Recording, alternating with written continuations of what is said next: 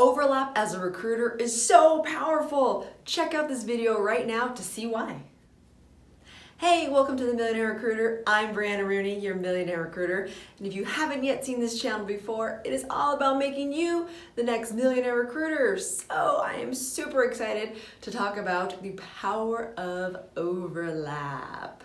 Actually, this came to one of our subscribers, had a question that hit me up on LinkedIn. So thank you for that. And remember, you guys, this channel is every Thursday at noon. Like, subscribe, and definitely comment because I listen and I get inspired by everybody just like you.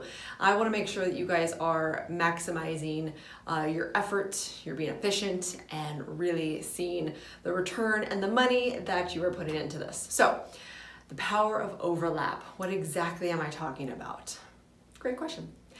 So people have all different backgrounds in recruiting, meaning where they work, where they came from, do they have their own firm, how many employees do they have, regardless of what size company you work with, or maybe want to work with, or maybe just starting your own firm. Power of overlap is so huge, regardless of what size, and here's why. So with me, techies, we specialize in software engineering and in the Bay Area. And I get a lot of people saying, why are you limiting yourself? Why don't you spread your wings? There's tech in all sorts of cities now in the States, you know, New York and Austin, Chicago, Denver now, LA. I'm in LA and I don't do LA.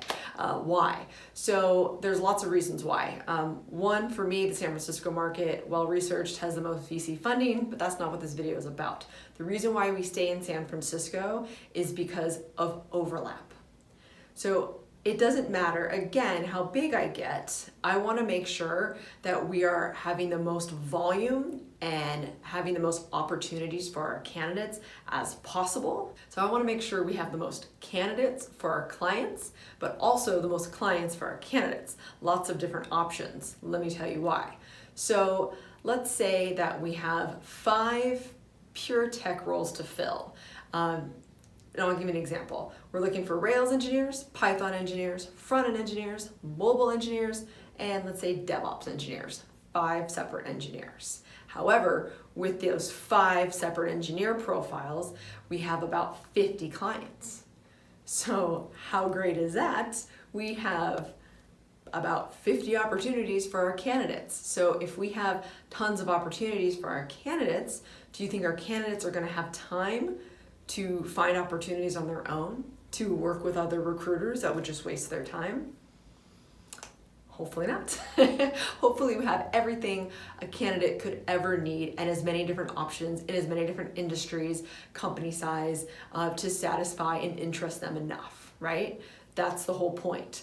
A really great millionaire recruiter is going to have a candidate with at least 3 options, meaning 3 different interviews, 3 different clients that you're representing them with. And in the end, hopefully all 3 offers are yours. That's not realistic, but hopefully the 3 out of 5 are, 3 out of 4 are, 3 out of 6 are. You know, you're just constantly upping your chances, and you don't want to be silly and think that your candidate really is only with your companies, even though you hope and wish and dream. That's a whole other video. But that overlap is so powerful. You just up your chances of placing that candidate and making that candidate feel really fulfilled. And I never bring up this word, but customer service here in this particular sentence makes sense to me, that they, you know, we have everything for them. They don't need to go anywhere else. Now on a client overlap, what was asked was, this particular recruiter is trying to fill 2 C-level, I believe, roles, those are difficult roles. Those are time-consuming roles, high-paying, but time-consuming.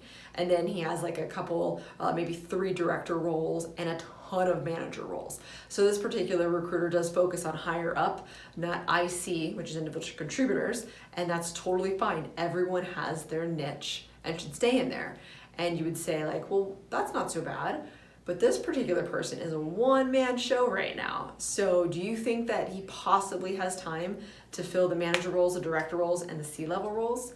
Those are not similar enough. Depending on the director and manager roles, on the clients would depend on if they're similar enough, but I did ask, and they are not. So I said, what do you think you should do? If you have a ton of manager roles and those manager roles are all similar enough, don't you think it would be a really good idea to just focus on these manager roles?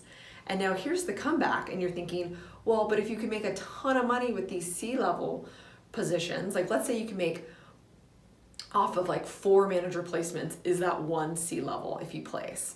You would think like, well, that's a really good idea. I still don't think so, because C-level roles are very hard to come by, which means they're also hard to fill. And they're also very time consuming. However, on a manager level, those go much faster. So even though you'd have to fill more manager roles to reach that 1 C-level fee, you still have, again, the overlap, and that's why it's so powerful. So if you have 5 manager roles, you can get that candidate for all 5 manager roles if you have that overlap, and it's making your life so much easier. You don't want to have a small little basket. You want to have a big basket. You're putting all sorts of things in there, all sorts of candidates in with lots of different clients, and that is the power.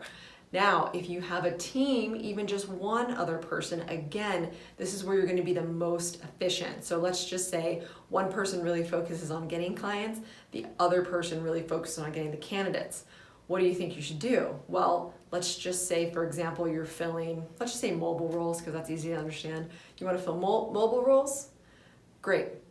What's the person going to do that's doing the clients? They're going to find as many clients that need mobile roles as possible, especially when you're starting out. So therefore, the other person is finding as many mobile candidates as possible to keep that pipeline really full for all of those clients that they're doing. That is where the power of overlap and the power of focus really takes play, and you can really start capitalizing and making a lot of money off on a smaller effort, which is very, very, very efficient. If you spread yourself too thin, you're gonna go crazy. The only small downfall I see to being so focused is, what if you pick the wrong focus? But that's very easily changed, right? The only other thing is, I would say, are you gonna get bored from only a mobile search? Eventually, maybe. Although if you're closing deals left and right, probably not. I don't think money's ever boring. Although I have heard, I don't know if my dad had told me, but only boring people are bored. I thought that was a good one, just for you. All right, well, I hope you enjoyed this session of the Millionaire Recruiter on the power of focus and the power of overlap. To me, that is one and the same, although I could probably go on a tangent with focus, but let's just do the power of overlap. So I will see you every Thursday at noon. Don't forget to check out themillionairerecruiter.com, the e-course, super powerful. We also have some amazing one-on-one calls that we can really help you take things to the next level. And yay, just a personal thing, Techies is growing yet again.